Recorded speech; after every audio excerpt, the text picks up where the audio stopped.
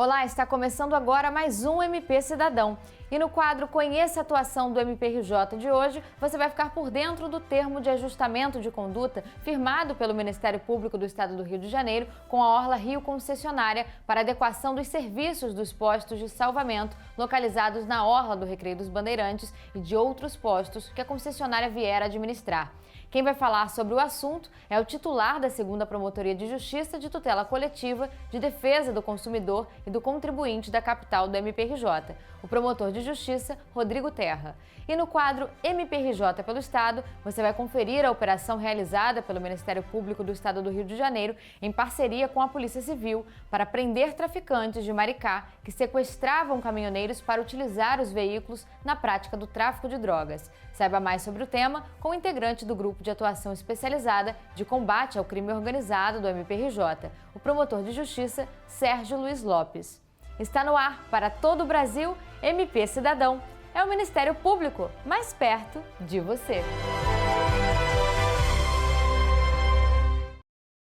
No ano passado, o MPRJ instaurou um inquérito civil para investigar supostas irregularidades praticadas pela Prefeitura do Rio de Janeiro em relação à administração dos postos de salvamento localizados na Orla do Recreio dos Bandeirantes.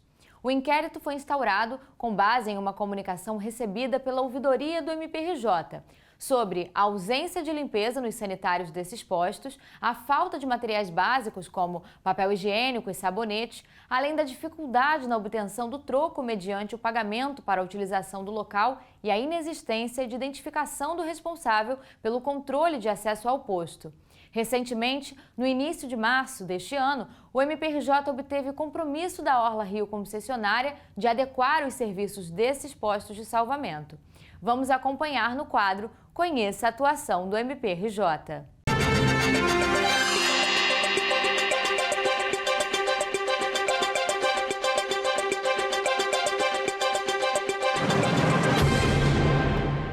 Na verdade, o que levou a ser instaurado o inquérito, em primeiro lugar, onde foi assinado esse termo de ajustamento de conduta, foi uma reclamação de um consumidor que tinha tentado usar os sanitários dos postos de salvamento e não tinha encontrado papel higiênico, papel toalha, sabão, e que os funcionários do sanitário, na verdade, não estavam uniformizados nem usavam crachás. Então, o Ministério Público, depois de instaurar o inquérito, veio a saber que a Orla Rio seria concessionária desse serviço, mas ela não presta ele diretamente. Ela transfere o poder de explorá-lo a terceiros, porque o serviço bem prestado, em que se invista em produtividade, vai, obviamente, render muito mais lucro para quem o explora do que um serviço mais ou menos, com um funcionário que parece que está em casa, usando um chinelo, sem crachá, ao mesmo tempo um sanitário imundo. Quer dizer, o turista que encontra isso fica decepcionado, não só por causa da sua experiência pessoal, mas por ver que o Rio de Janeiro, com um potencial tão grande, não é explorado como poderia, e inclusive gerando muito mais receita. O que o TAC previu em termos de obrigações da Orla Rio, que seria efetuar e manter a limpeza e higiene dos sanitários dos postos de salvamento localizados na Orla do Recreio dos Bandeirantes, ou em outros que vier administrar, porque ela administra a Orla do Recreio, mas se ela vier administrar a Orla da Zona Sul, esse TAC também vai ser válido. Bem como, então, manter a limpeza e higiene dos sanitários, bem como guarnecê-los de utensílios e materiais básicos, como papel toalha e ou higiênico, sabão, sabonete, de modo a mantê-los em perfeitas condições de uso pelo público. E exibir, porque tinha essa questão também do troco, né? Era 2,70, né? Então a pessoa pagava e acabava pagava R$ 3, porque nunca tinha os 30 centavos ali. E a lei estadual número 5532 de 2012 dispõe sobre a obrigatoriedade da devolução integral e em espécie do troco. E se o estabelecimento não tiver, ele é obrigado a arredondar para baixo. Ou seja, se ele não tem 30 centavos, então não é 2,70, é 2,50, porque 50 centavos ele vai ter. Então, isso também constou como uma obrigação do TAC, exibir ou afixar aviso informativo visível ao público em geral de que a falta de troco pelo pagamento para usar os banheiros resultará no arredondamento da tarifa para baixo, a teor do que estabelece a lei municipal 5532, que já foi citada. E, finalmente, manter devidamente uniformizados e identificados os funcionários responsáveis encarregados do controle de acesso aos banheiros pelo público geral. E aí, assim, se tiver descumprimento, há uma multa de R$ 500 por ocorrência. Então, seria realmente interessante que, se você, consumidor desse serviço, verificar que no banheiro do posto de salvamento está faltando papel higiênico, papel toalha, sabonete, ou que estejam arredondando para cima o troco da taxa de R$ 2,75, ou ainda que os seus funcionários estejam desleixados, de chinelo, sem a devida apresentação, devida uniformização, comuniquem ao Ministério Público pelo serviço de ouvidoria, porque isso vai servir para executar a multa prevista nesse TAC. A Orla Rio se prestou a assinar o TAC imediatamente, mas ainda notificou a empresa Silvia Helena Ciríaco talvez, dos Santos, gestora direta do posto de salvamento 10, né, da Orla do Recreio dos Bandeirantes, pelas irregularidades. Quer dizer, ela também quis tomar satisfação da gestora direta, que é essa pessoa, Silvia Helena Ciríaco dos Santos. Não sei se realmente a Orla Rio tem contratualmente o poder de transferir a uma gestora, né, uma empresa gestora direta, o posto de salvamento, que ela é, né, na verdade, a concessionária escolhida pelo município. Então, para que não paire nenhuma dúvida sobre a regularidade da concessão, o Ministério Público também vai extrair peças da presente investigação, depois de assinado o TAC, que encerra a investigação na seara do direito do consumidor, né, que não pode invadir a questão da improbidade administrativa reservada às promotorias da cidadania.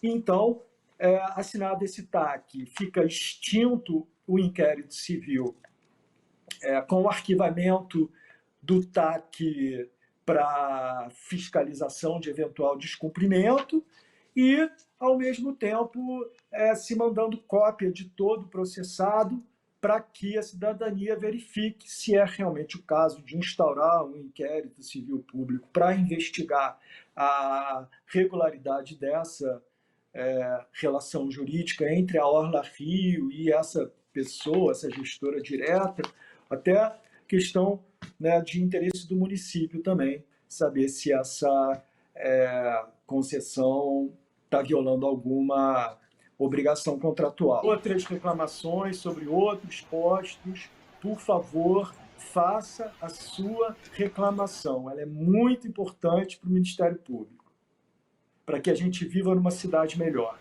No próximo bloco, o integrante do GAECO do MPRJ, o promotor de justiça Sérgio Luiz Lopes, vai falar sobre a operação que prendeu traficantes que sequestravam caminhoneiros em Maricá para utilizar seus veículos na prática do tráfico de drogas. Não saia daí, o MP Cidadão volta já.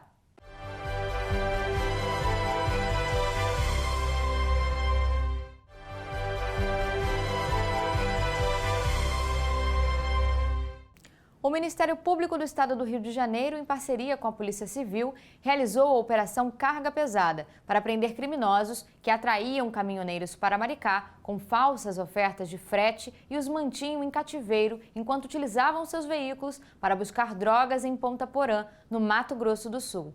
Acompanhe no quadro MPRJ pelo Estado.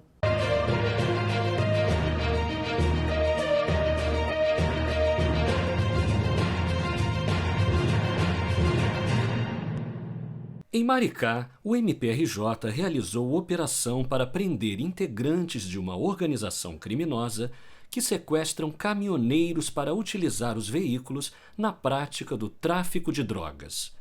O promotor de justiça Sérgio Luiz Lopes explicou a atuação do GAECO MPRJ no caso. Confira.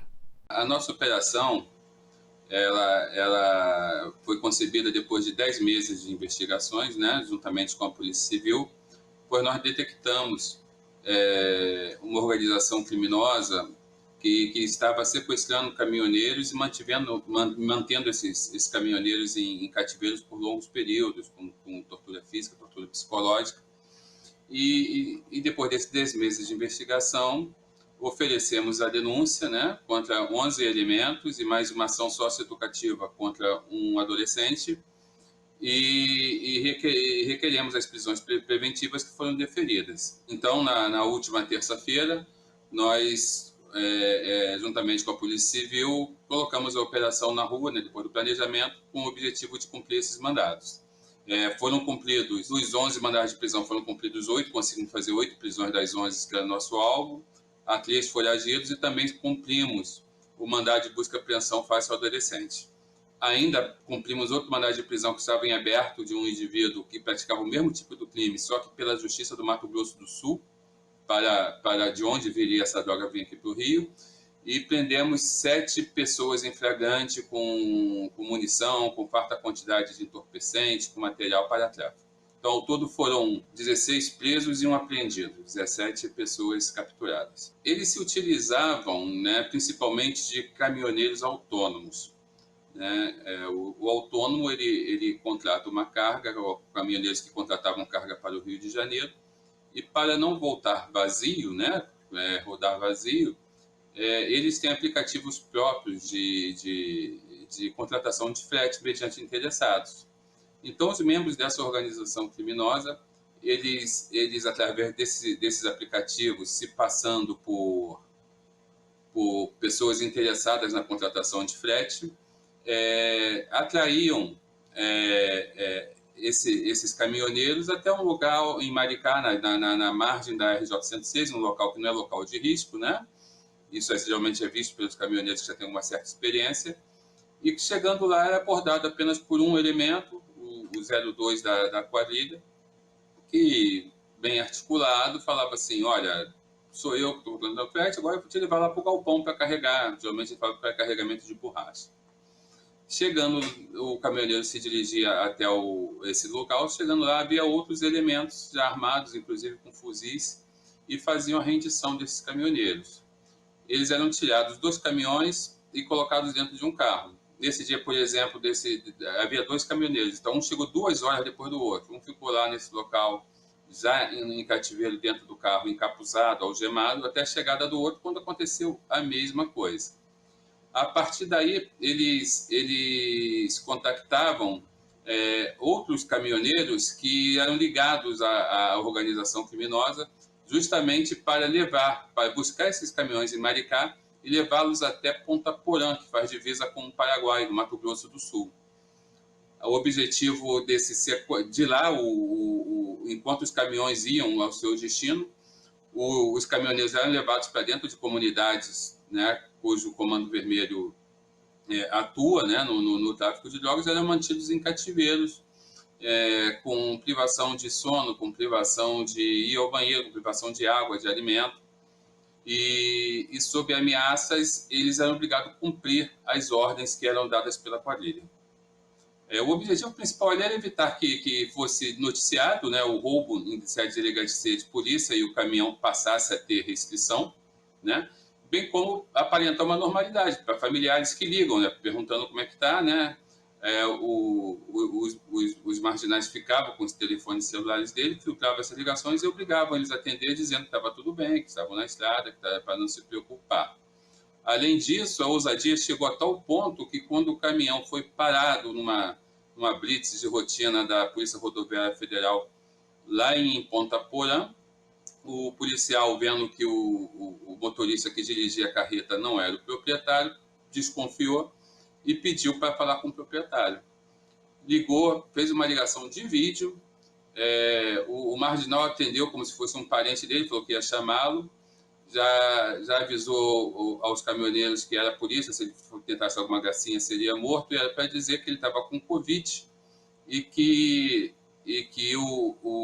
contratou esse rapaz que estava lá para fazer o frete, que ele teria que cumprir com essa obrigação.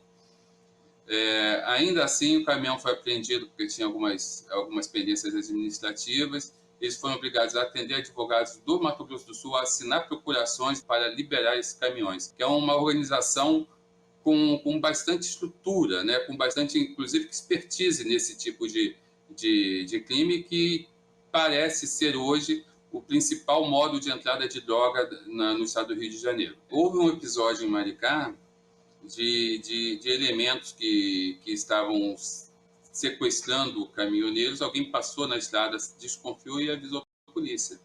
No caminho entre o cativeiro e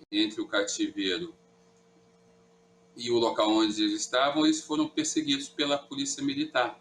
Houve troca de tiros, eles conseguiram se evadir mata dentro, e essas pessoas, elas ficaram apavoradas dentro do carro. A polícia abordou, viram que era vítima, as pessoas estavam sendo sequestradas, mas até aí não se sabia, né? Elas mesmas não sabiam o que acontecia, só comunicaram que o caminhão delas foi roubado. Então a gente não tinha a dimensão do que era, mas a partir daí nós recebemos essa ocorrência depois que os caminhoneiros foram libertados. Eles ficaram 5 dias no cativeiro, e fizemos esse link. Vimos a comunidade para onde eles se dirigiram, e a partir daí foram as linhas de investigações que acabaram tendo êxito em alcançar os elementos integrantes dessa organização criminosa. Olha, o saldo foi bastante positivo, né? Foi bastante positivo para nós termos uma visão integral, né? Como eu disse, do principal modo hoje de entrada de entorpecentes no estado do Rio de Janeiro. Vinham carretas abarrotadas de entorpecentes. Logicamente, a cidade de Maricá, onde foi feito o roubo e onde as vítimas ficaram em cativeiro, não tem nem demanda para tamanha quantidade de entorpecentes, né? Então, nós sabemos que hoje aqui na região leste, o Complexo do Salgueiro, em São Gonçalo, é o principal entreposto de armas e drogas da facção criminosa que controla essa região toda. E nós sabemos que eles estão utilizando esse meio, porque esses caminhões, essas carretas seriam descarregadas no Complexo Salgueiro, em São Gonçalo. Então, a partir desse inquérito, estamos com novas investigações, porque também já tivemos episódios em outros municípios. Então, fica muito claro que é uma organização criminosa maior em São Gonçalo, no Complexo do Salgueiro, que coordena outras organizações criminosas ligadas a ela, vamos dizer assim, organizações criminosas satélites, que não são necessariamente para o tráfico, mas sim para o roubo desses caminhões, para a entrega desses caminhões a motorista, para a guarda em cativeiro dessas vítimas, para até o objetivo ser alcançado, qual seja, o caminhão retornar e descarregar no Salgueiro com toneladas e toneladas de material entorpecente. Houve o desmembramento e vamos continuar, até porque já temos indícios de não ser somente em Maricá que existia essa organização satélite. Há outras e vamos em busca delas. A parceria, né, com a 82DP, né, com a Polícia Civil, o delegado Dr. Luiz Henrique, titular do 82DP, a gente sabe a dificuldade das delegacias distritais, né, que com muito empenho, toda a sua equipe, em parceria com a gente, conseguimos esse resultado tão bem, tão efetivo, e principalmente conseguimos cumprir 17 mandados de prisão sem disparar um tiro, né, alvos em comunidades como Chapadão e Acari, sem nenhuma vítima colateral, sem nenhuma vítima mesmo direta ligada, nem mesmo os marginais ficaram feridos. Então é sempre uma preocupação nossa, a operação muito cedo, horário escolar, mas realmente foi um sucesso também por causa disso, sem nenhum dano colateral, sem nenhum tiro disparado, com muita droga apreendida, com muita gente presa. Procuramos ser bastante cirúrgicos, né? Para evitar justamente dano colateral a pessoas que nada têm a ver e às vezes perdem um ente querido numa situação dessas. E o MP Cidadão fica por aqui. Você pode conferir esta ou outra edição do nosso programa no canal do MPRJ no YouTube. Aproveite para se inscrever, ativar as notificações. Fique ligado nas notícias do Ministério Público do Estado do Rio de Janeiro pelas redes sociais que estão aparecendo aqui embaixo ou pelo portal do MPRJ.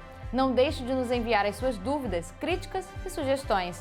O MP Cidadão também está disponível em podcast nas plataformas Deezer, Spotify e iTunes. Eu te espero no domingo que vem. Um forte abraço. Até a próxima semana.